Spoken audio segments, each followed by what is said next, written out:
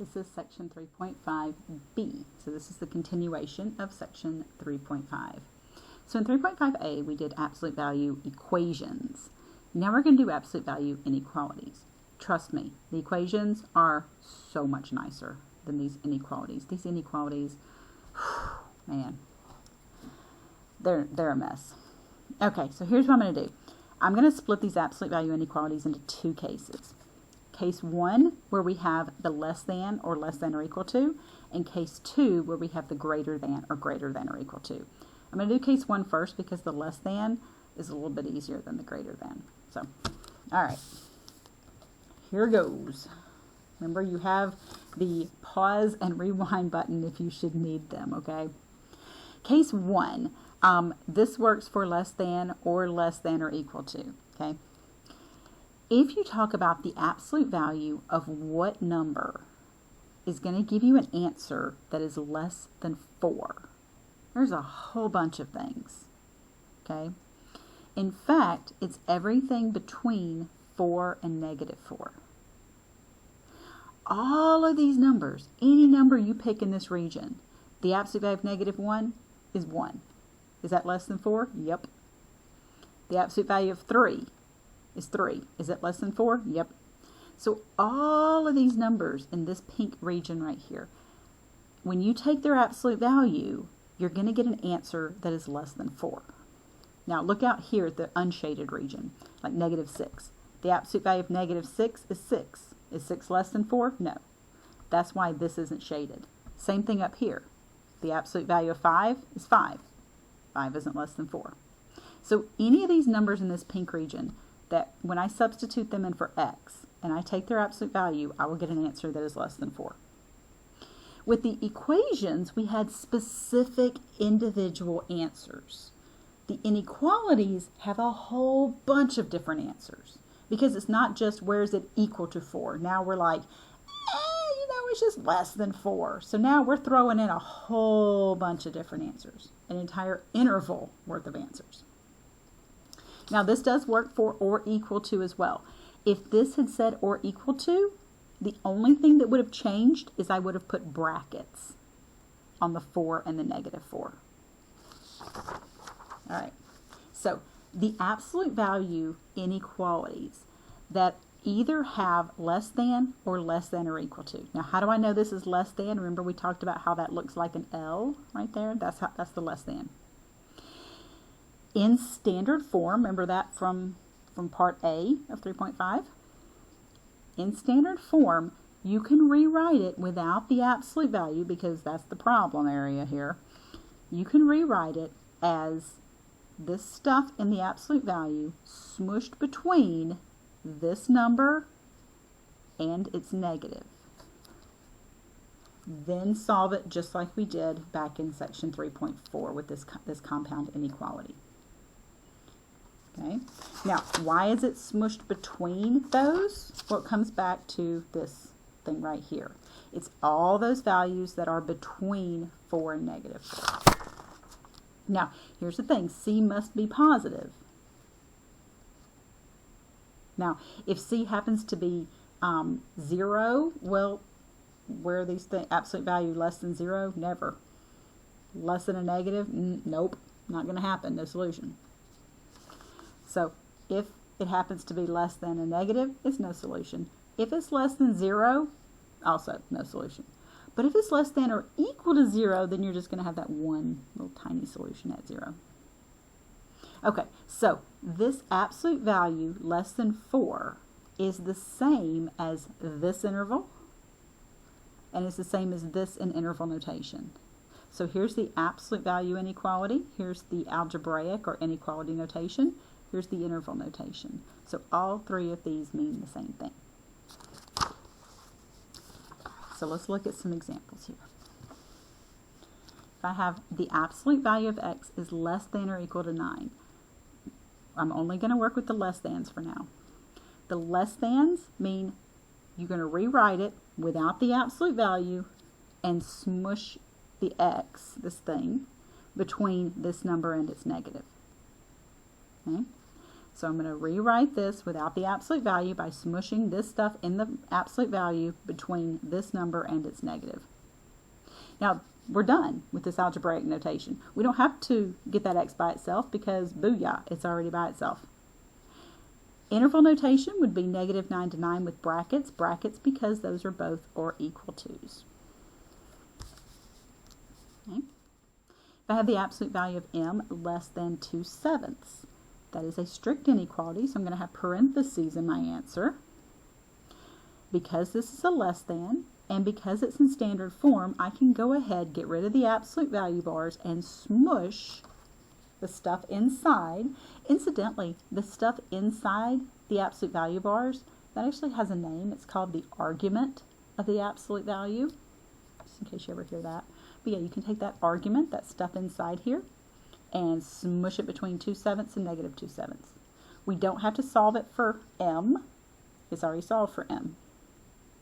So this answer is the same as this one, parentheses, because these are strict inequalities.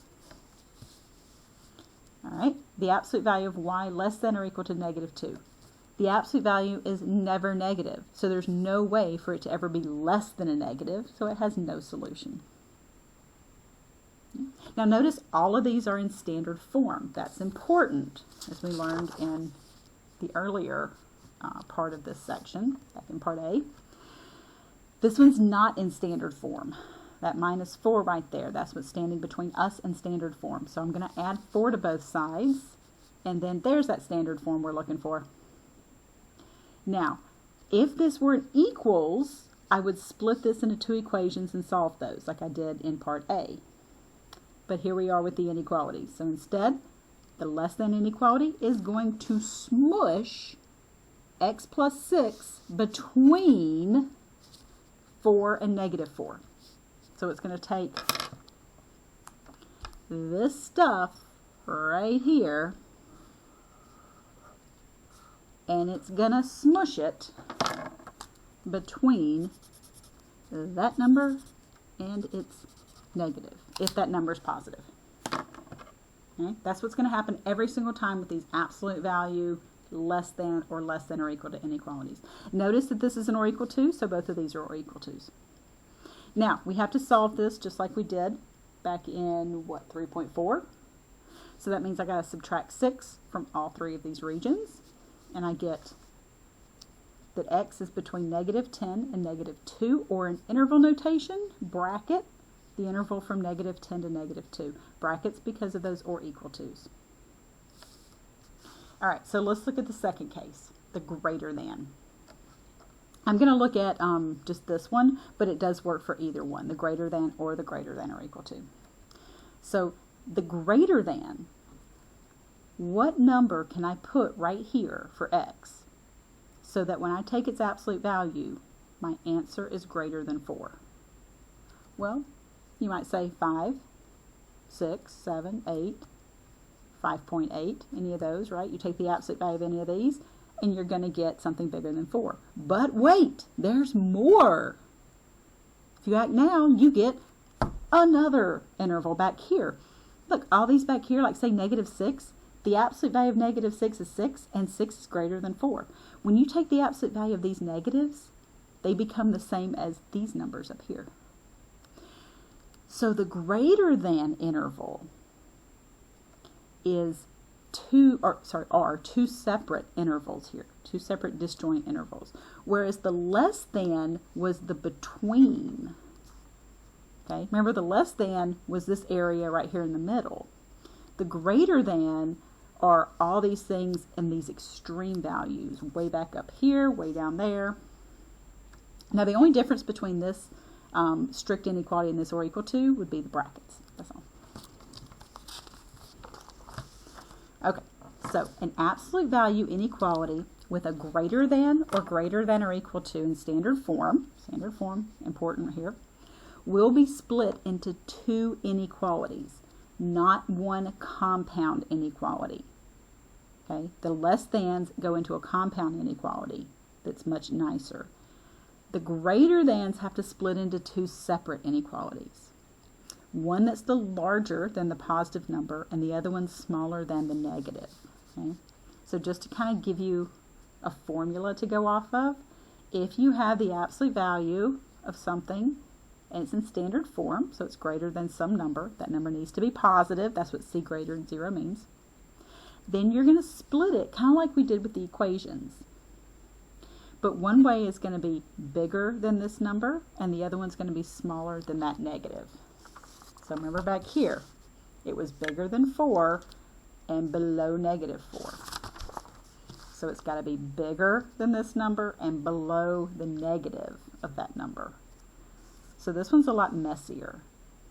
Okay? And this one's more likely for you to make mistakes on because there is so much to have to remember. So you might find it helpful to have you guys a formula sheet or print out certain pages of the notes so that you have this kind of stuff handy when you guys take the tests and quizzes and stuff. Okay, so here's a summary. We got the smush and we got the split. Okay, these are very technical mathematical terms here that I am hitting you with.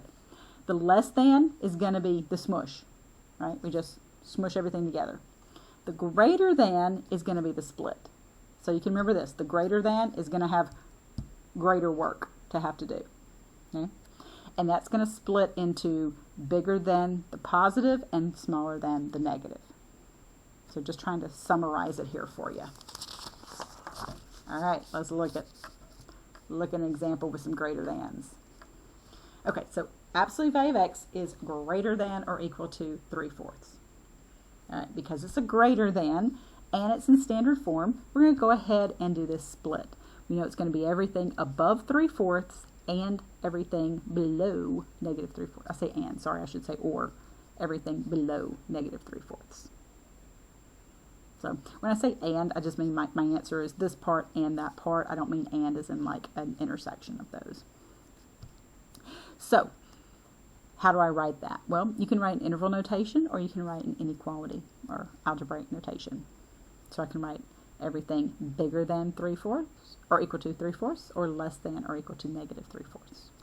So it all comes back to that. Let's look at another one here. So x minus 3, the absolute value here, greater than 2. It is in standard form.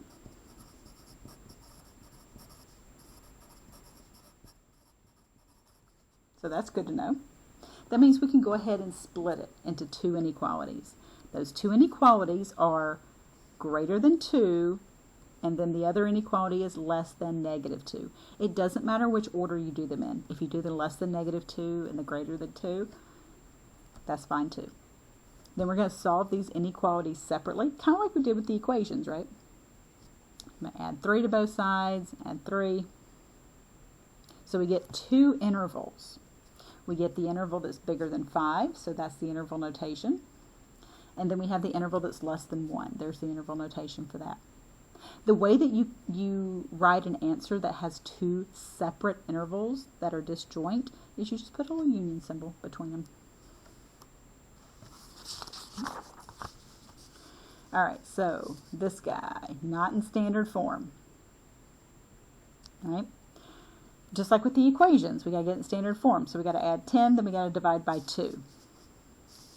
So add 10, divide by 2. Now it's in standard form.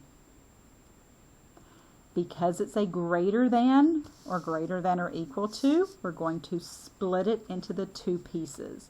One piece being exactly this, greater than 5. The other one's going to be less than or equal to negative 5.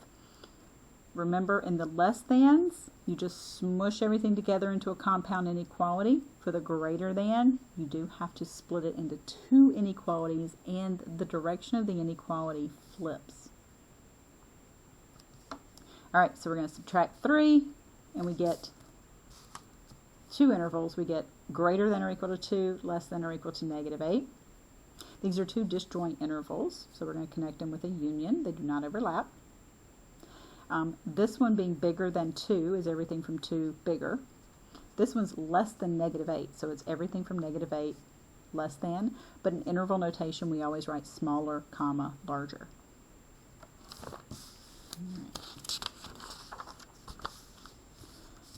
All right, right, next one here. This one is not in standard form, so I'm going to do the same thing I did before, where we get it in standard form. I'm going to subtract that 15 and then divide by 5. Here's my standard form. I got the absolute value of n plus 7 is greater than or equal to negative 1. This absolute value is always positive. All right? So where is this greater than or equal to negative 1? Well, if this stuff is always positive, no matter what, it's always positive. Now, I take that back. It could be 0. Say always positive. It could be always positive or 0. Then when is it greater than negative 1? Everywhere. Since any positive number, or 0, forgot to throw that case in there, is going to be greater than or equal to negative 1. So no matter what number I put in for m, right, no matter what number I put in, if I put in negative 7, I'm going to get 0. 0 is greater than or equal to negative 1. There we go. So this is true everywhere. So we say that any number is going to make this true. Now, if that were a less than, and you wanted to know where's the absolute value less than a negative, no, not going to happen. If it's equal to a negative, not going to happen. But bigger than a negative, well, that's everything, because all the positive numbers and 0 is going to be bigger than that negative. So how do you write everything? Well, you can write the symbol all real numbers here, or in interval notation, all real numbers is just everything on the number line. So let's try to summarize what just went down. Okay? In general, for this section, okay, for 3.5, if you've got the absolute value of some stuff and it's equal to a negative number, it's no solution. If the absolute value of some stuff is less than a negative, no solution. Because the only thing less than negatives are bigger negatives. The absolute value of some stuff greater than negatives, that's everything. All real numbers. Okay, now, when you get into Hawks, here's what you're going to have to be aware of. You're going to have to rewrite it in standard form.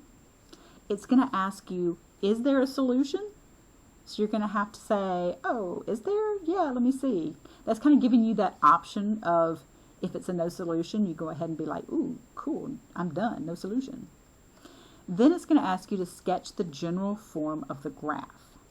Now what that means is, if it's some kind of stuff less than or equal to, or less than or equal to a number, or less than a number, it's going to ask you for the general form. Now when it asks for the general form, here's what you're going to reference, okay? If it's a less than or equal to, then it's just going to be 2 brackets.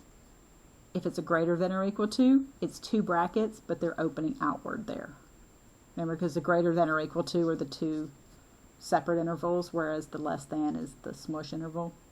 This one's a smush interval, but because it has a strict inequality, it's got parentheses. This one is a split interval, but it has parentheses because it's a strict inequality. So when it asks you for the general form of the graph, just refer back to this on the notes and just use that, because those are your 4 choices. Then, if necessary, split it into 2 inequalities and then solve it. Okay, that concludes section 3.5b.